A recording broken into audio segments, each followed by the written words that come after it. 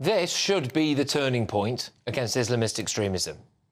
I had serious meetings yesterday with the police on the issues and threats to politicians, threats heading to an election. And I do not want anything to happen again.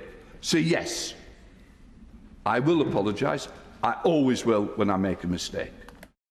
That is an open admission that the threat of terrorism is now actually impacting our democracy. I'm actually quite offended by what Lindsay Hoyle said. He said that he's looking after the safety of members of the House of Commons. They are supposed to be looking after our safety, and they haven't. Why have we got these bollards everywhere by the pavement on busy pedestrian hotspots? Is it for careless Mormon drivers? Why are we being told to look over our shoulders at Christmas markets? Is it for those pesky Jehovah's Witnesses, isn't it? Do you remember that time when an autistic child scuffed a copy of the Bible and his mother had to go to the local church with 2 police officers to beg for forgiveness from a load of enraged Anglicans? No. 7-7, Borough Market, the Manchester Arena bombing, Fishmongers Hall, Westminster Bridge. We've had to live with this while our politicians banged on about being kind and inclusive and calling anyone who disagreed with them far right. We have been at the coalface, and the Jewish community is the canary in the coal mine. And that canary is currently gasping for air and desperately trying to tell us that things are dangerously out of control. This is what former Home Secretary Suella Braverman has written in The Telegraph tonight. This has just landed. This is no longer the great country I knew. Islamists are bullying Britain into submission. This isn't just about my colleagues in Parliament. Our values and freedoms are under attack in all walks of life. Well, finally, the penny is starting to drop among other parliamentarians as well. Plus, an investigation into Prevent, our terror watchdog, has revealed what even Stevie Wonder can see. We have not dealt with Islamist extremism. We are not doing enough to deal with it now. We have focused too heavily on the far right, as bad as that is, and I want to make that very clear before anybody gets on my back over this. Far-right extremism is terrible and also needs to be stamped out. MI5 data shows that 75% of its caseload was focused on Islamist threats, yet the latest figures for referrals to the Prevent programme showed just 11% related to Islamist terrorism. How can that be? Oh, yes. William Shawcross, who conducted the review into Prevent, revealed that the fear of being called Islamophobic has led up to this. Well, yesterday, an anti-Semitic slogan was physically beamed onto Big Ben, while the leader of the House of Commons drove a coach and horses through our democratic system to appease a load of radicals who've been threatening violence and death upon our elected officials. Wake up. I would take Lindsay Hoyle more seriously if he'd have properly called out Islamist extremism when his own colleague was slaughtered by a jihadi.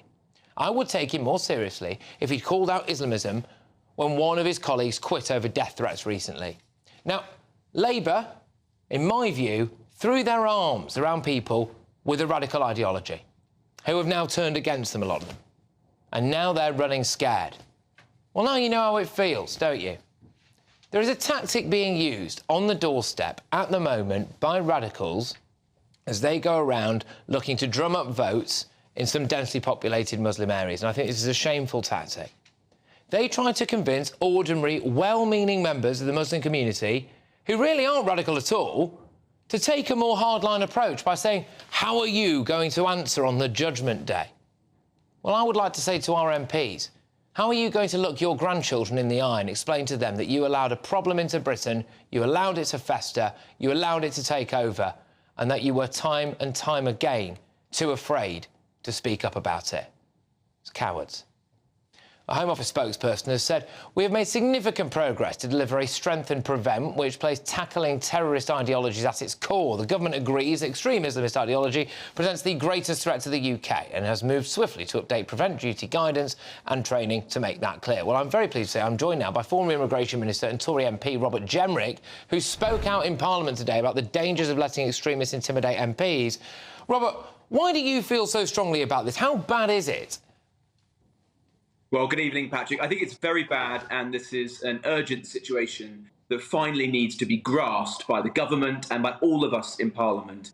As you set out brilliantly in your introductory remarks, what we saw in Parliament this week was a disgrace. It was a dark day for democracy because you had the Speaker of the House of Commons encouraged, cajoled by the Leader of the Opposition, changing the procedures in our own Parliament, the mother of parliaments, because of threats and extremism, and you had precious few members of parliament having the guts to stand up and say that the root cause of this is Islamist extremism. And it's not about being nice to each other. It's not about the quality of discourse on social media, though those things are important as well. It is about fighting extremism everywhere we find it with all that we've got. How do we do that, Robert, now? How do we do that, do you think? Well, there's some things we could do straight away and would have the most immediate effect. One would be to throw out of the country all of those people who are here on visas, who are extremists. I started doing that as immigration minister, and I want to see that done much more, because a visa is a privilege, it's not a right. And if you are engaging in extremist activities or anti-Semitism, you've got no right to be here. Secondly, we should be taking Prevent much more seriously and implementing the reforms in full as quickly as possible that Suella Braverman set out as Home Secretary, to do exactly as you've just said, ensure that those people who are being tracked by our security services, and 75% of them today are Islamist extremists, a similar percentage of people on the Prevent programme are also Islamist extremists. At the moment, as William Shawcross has set out, it is completely out of sync with reality, probably because many of those behind the programme are fearful of being wrongly labelled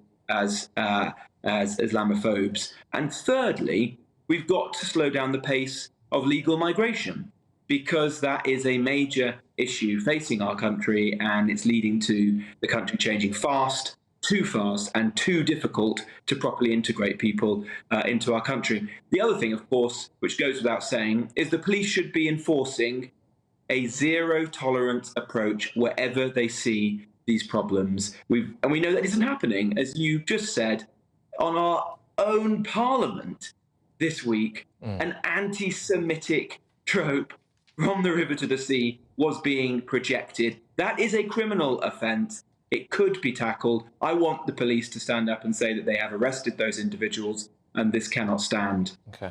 Robert, can I thank you very much for your time this evening? That is former Immigration Minister and Tory MP Robert Jenrick, who spoke out in Parliament today, and a lot of people are very grateful that he did. Thank you very much.